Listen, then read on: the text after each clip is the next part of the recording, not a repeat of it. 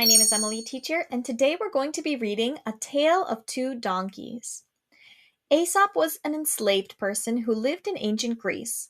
Although little is known about his life, readers have enjoyed the fables he told for more than 25 centuries. Not only are his stories entertaining, but they also teach us something about human behavior. For a fable is a story with a lesson. The characters in them can be animals who talk and behave like humans, or they can be ordinary people, like those in the story that follows. So here we have Aesop. You've probably heard of Aesop's fables. We know what a fable is and that it teaches a lesson, right? So we're about to read a fable that Aesop wrote about a donkey. Let's find out more. A farmer and his daughter were on their way to a market to sell a donkey.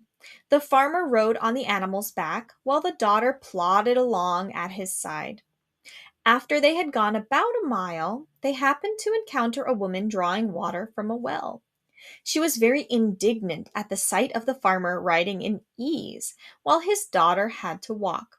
She told the farmer that she should be ashamed of himself. So, to please her, the father and daughter changed places. When the young woman was sitting comfortably on the donkey, they resumed their journey. So, this is the first stop in this fable. A farmer and his daughter are going to the market.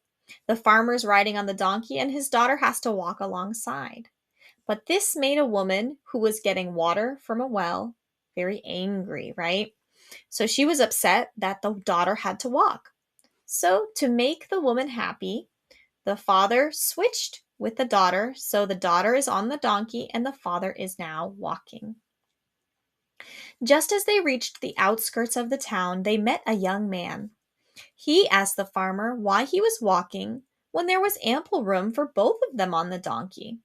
To please the young man, the farmer climbed onto the donkey behind his daughter and they continued on their way. So, the second stop now, a young man says, "Why don't you both ride on the donkey?" And the father, just to please the young man, got on the donkey with his daughter. A little later, they passed by two women standing by the side of the road. When they saw the donkey carrying two grown people, the women were filled with compassion for the animal. "Have you any idea of the distress you are causing that poor donkey?" the older woman called out to the farmer. "The poor creature is half dead from having to carry such a burden." The younger woman loudly remarked that the farmer and his daughter should be carrying the donkey instead of the donkey carrying them. She spoke in jest. She's telling a joke. The farmer, however, took her seriously and at once set out to comply with her suggestion. So this woman was joking. So when she said, "You should carry the donkey instead." But the father wanted to please the women, and he did that. He started to carry the donkey. First, he tied the donkey's legs to a pole. This took some time as the donkey had no desire to have its legs tied. But at last the task was accomplished. Such a cumbersome load was difficult for the farmer and his daughter to lift. But finally they managed to hoist the pole onto their shoulders. With the donkey slung upside down between them and struggling to escape, they staggered down the road. So he was trying to please these women, right? But I don't think the donkey's very happy, upside down, tied to a pole. At last, panting from their exertions, they reached the market. Their arrival was greeted with considerable mirth, so that when the farmer tried to sell the donkey, his attempts were ridiculed. For of course, no one was willing to buy a donkey that had to be carried. Can you guess the moral of this fable? The hidden message puzzle in the review section at the end of this lesson will spell it out for you. So finally, they get to the market and they were carrying the donkey, and everyone was laughing at them.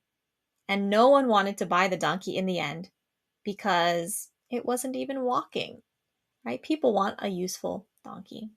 So maybe you'll be able to figure out what the lesson was from this fable. But if not, that hidden message puzzle will tell you what it is.